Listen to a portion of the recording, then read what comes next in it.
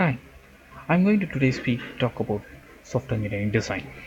This unit will be focused completely on designing perspectives, how the software can be designed and architected with their objectives and the requirement. If in the designing process, if you take the software designing is an iterative process through which the requirements are translated into project. When the project is started, all your objectives are transferred into requirement. After requirement, we have to design it. The design part we'll call that as a blueprint. If designing, what are the we have some concepts in the software designs: abstraction, architecture, and pattern. Abstractions, there is two types of abstractions: procedural abstractions and data abstractions. Architecture is which will have the components on the relationship between all the who are the people who are acting towards the product. And pattern, so it may be unique one, then you can use it patternized. And modularity is on components, information hiding inaccessible and accessing exchange. So when we design any database, we should very clear at it whether we have to uh, uh, hide the data or whether we can going to produce it to the user or not. Functional independence, this is high cohesion, a model performs a single task or low coupling, we have to see it about it. And stepwise refinement and refactoring and retraining, so these are all the customs of when we design a software that we have to do it. Refactoring is one of the most important because a reorganization technique that simplifies the designs or internal structure of the components without changing its function. Suppose I have done the project in 2 years in 2012, then I after 2016 I have to reorganizing the technique when without changing its functionality is a refactoring work. If you look at the college principal and HODs are same, I have to reconstruct our evaluation process without changing this all that functionalities. Designing a class is you know that how to design a class and all that things. So if it takes the next model base, anything if I design anything the model that I have to tell about, this is all we have to design in the graphical representations. There are different types of representations of your software is there. Component level designs which tell about the class based model and flow orientation model and behavior model. User interface design, scenario based model, flow orientation model and behavior model.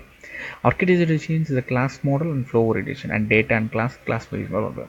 So if you look at all the model which have mostly a class based model and flow orientation model and behavior model.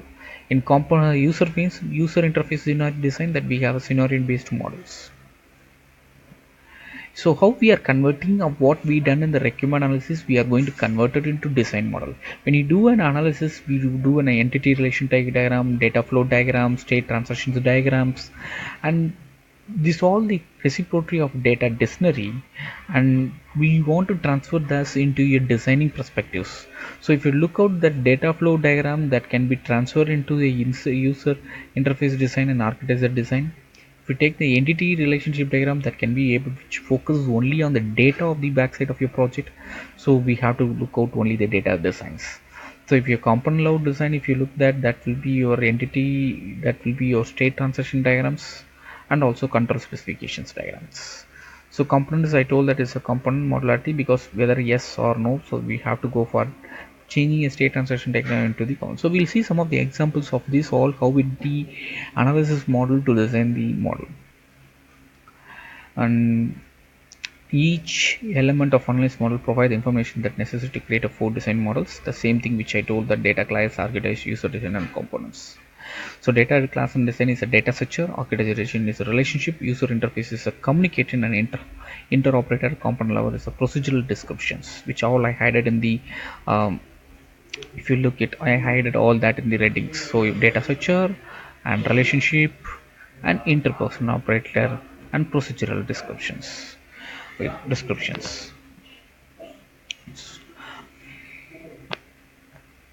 So if we look at into the next one, how the graphical representations of design and design dimension of designing model analysis model, you can see that from analysis model we are converting into design model, data class, architecture element, interface element, component and so progressions, how the abstractions and the view will be there.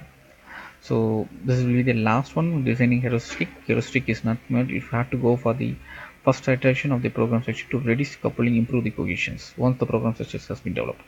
So designing is nothing but what we done in the requirement, that which we all going to convert that into the different perspective of designs, that maybe will give you a clear blueprint of the product before the people who start to work and code your product.